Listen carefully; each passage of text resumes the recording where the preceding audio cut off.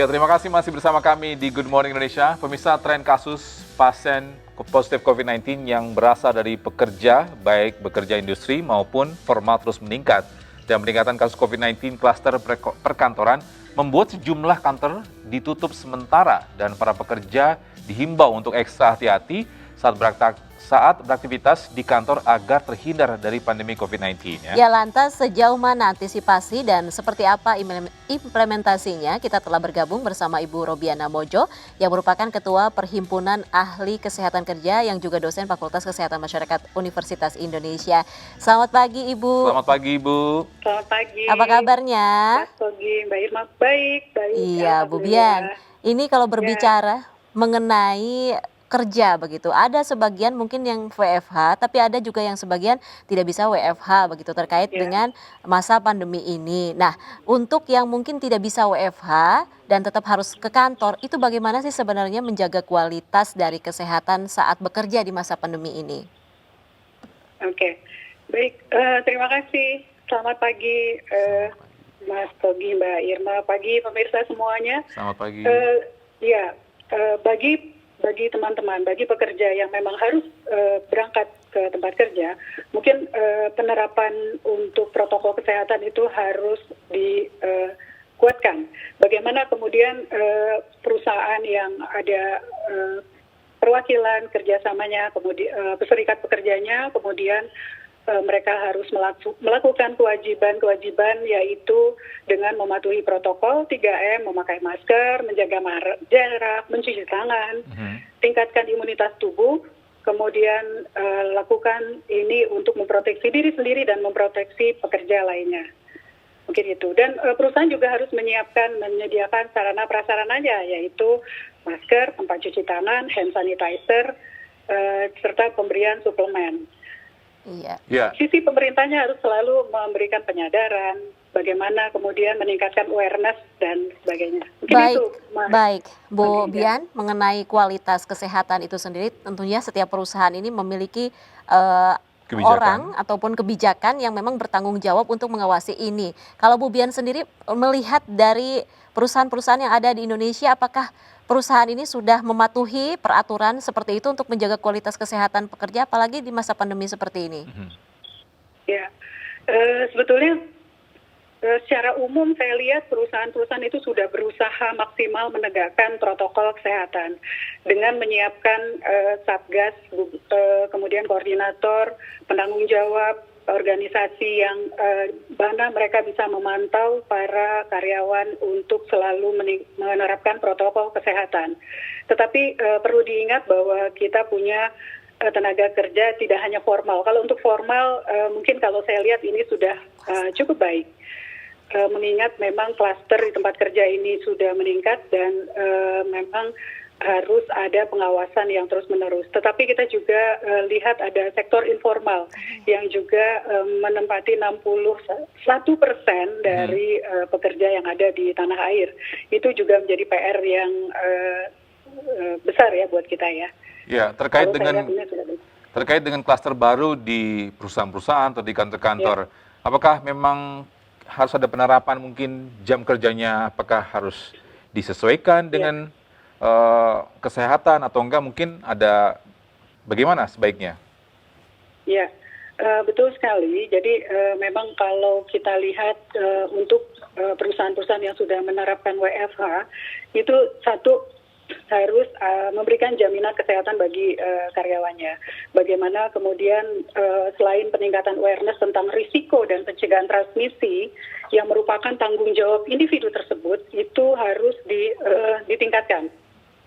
Apabila kemudian nature pekerjaannya itu bisa diatur 50% bahwa ada kelompok yang bekerja sebanyak 50% minggu ini, separuhnya lagi mungkin akan masuk minggu berikutnya, tanpa tentunya mengurangi waktu kerja dan mengurangi output yang diharapkan dari perusahaan, sehingga kemudian pajanan atau exposure dari transmisi pada saat melakukan pekerjaan itu bisa terhindar ya, kontak antar pekerja itu bisa diminimalisasi. Baik. Tadi berkaitan dengan jaminan kesehatan yang Ibu sampaikan mengenai perusahaan yang tidak bisa menerapkan WFH begitu. Apa sebenarnya jaminan kesehatan yang harusnya dilakukan perusahaan yang memang selayaknya dilakukan di masa pandemi ini, Bu? Iya, sebetulnya mau pandemi mau tidak ada pandemi itu sebetulnya jaminan kesehatan kerja itu memang sudah ada regulasi aturannya harus diterapkan. Yang pertama adalah kewajiban bagi pengusaha untuk melakukan pemeriksaan kesehatan sebelum bekerja. Jadi ketika kemudian para karyawan ini pekerja sebelum bekerja itu dipastikan mereka sehat dan mereka akan fit dengan pekerjaannya. Kemudian yang kedua adalah pemeriksaan kesehatan secara berkala. Bagaimana kemudian MCU itu dilakukan. Bagaimana yang ketiga adalah bagaimana melakukan pencegahan risiko yang ada di tempat kerja itu supaya tidak berdampak pada pekerja. Yang terakhir adalah sebelum pensiun biasanya pemeriksaan kesehatan supaya dipastikan pekerja itu tetap sehat. Bagaimana masa pandemi ini itu kemudian pemeriksaan secara massal ya kalau diketahui ada satu yang kemudian terkonfirmasi positif itu dipastikan semuanya harus dilakukan tracking, tracing kemudian diperiksa secara menyeluruh. Demikian dari saya. Ya, Ibu, terkait dengan pekerja ini, para pekerja ini tadi Ibu sempat sampaikan bahwa sebaiknya ada 50% bisa work from home ataupun juga bekerja di kantor. Bagi para pekerja ini yang tidak bisa menerapkan work from home, itu bagaimana ya sebaiknya? Bagi pekerja yang tidak bisa menerapkan work from home, itu memang mereka juga harus memproteksi dirinya lebih ekstra hati-hati. Karena ternyata penularan itu tidak hanya di tempat kerja, tetapi pada saat mereka berangkat dari rumah ke tempat kerja, kemudian mereka pulang, atau kemudian ada acara keluarga. Saat ini saya punya data di pusat-pusat pelayanan kesehatan, rumah sakit, puskesmas, ternyata penularan itu cukup tinggi karena dari klaster karyawan yang menghadiri resepsi, menghadiri acara keluarga, kemudian dia berangkat ke tempat kerja, dia menjadi sumber penularan. Sehingga memang awareness, edukasi bahwa kemudian individu itu bertanggung jawab atas proteksi kesehatan dirinya sendiri untuk memutus rantai COVID itu sangat perlu dilakukan. Baik, Bu Bian, kembali lagi kita bicara mengenai jaminan kesehatan yang telah disampaikan oleh Ibu barusan gitu ya. Terkait dengan jaminan kesehatan ini merupakan hak dari karyawan kan, Bu? Betul. Nah, apabila memang hak ini tidak terpenuhi misalkan dalam sebuah perusahaan karyawan itu tidak mendapatkan haknya jaminan kesehatan tersebut, apa yang sebenarnya harus dilakukan oleh karyawan itu sendiri, Bu? Ya, secara undang-undang ketenagakerjaan itu sudah diatur antara hubungan industri, bagaimana mekanisme komunikasi, penanganan konflik itu dilakukan secara bipartit maupun tripartit. Bipartit itu pengusaha dengan serikat pekerja, tripartit itu pengusaha, serikat, dan kemudian melibatkan pemerintah. Ada mekanisme komunikasi yang bisa berjalan dan itu bisa dilakukan. Baik. Demikian Mbak Irma. Ya. Baik, Pak, Bu, kita kembali lagi ke tadi ya kan memang dalam masa pandemi ini banyak perusahaan yang menerapkan WFH, tapi tadi apakah dengan WFH ini juga merupakan salah satu jaminan kesehatan nggak sih, Bu, untuk perusahaan yang memang beroperasi di masa pandemi ini?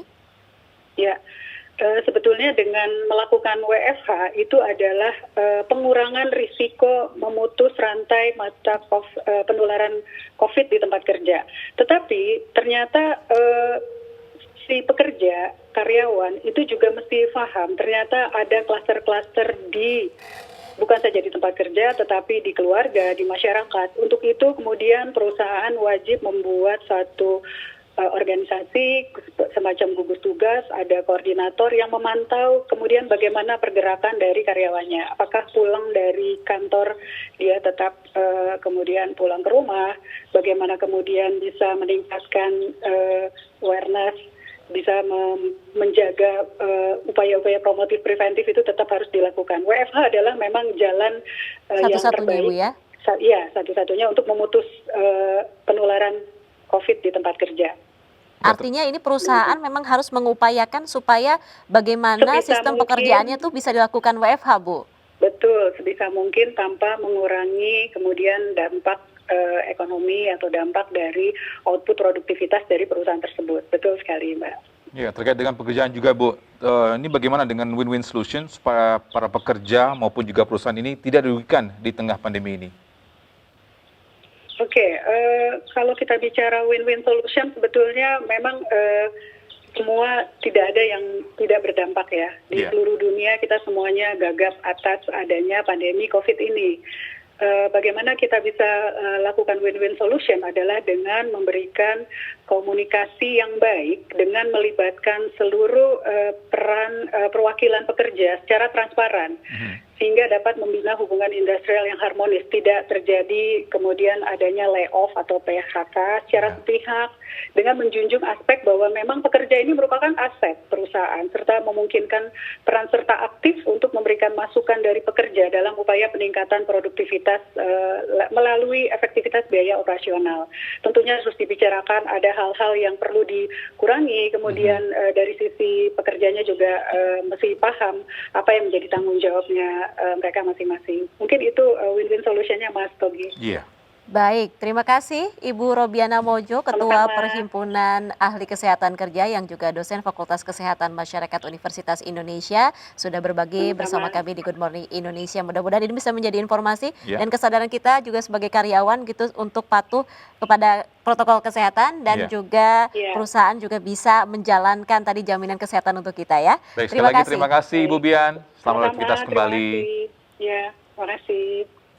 Ya, pemirsa, kita akan break sejenak dan kami akan kembali lagi dengan informasi penting lainnya. Tetaplah di Good Morning Indonesia.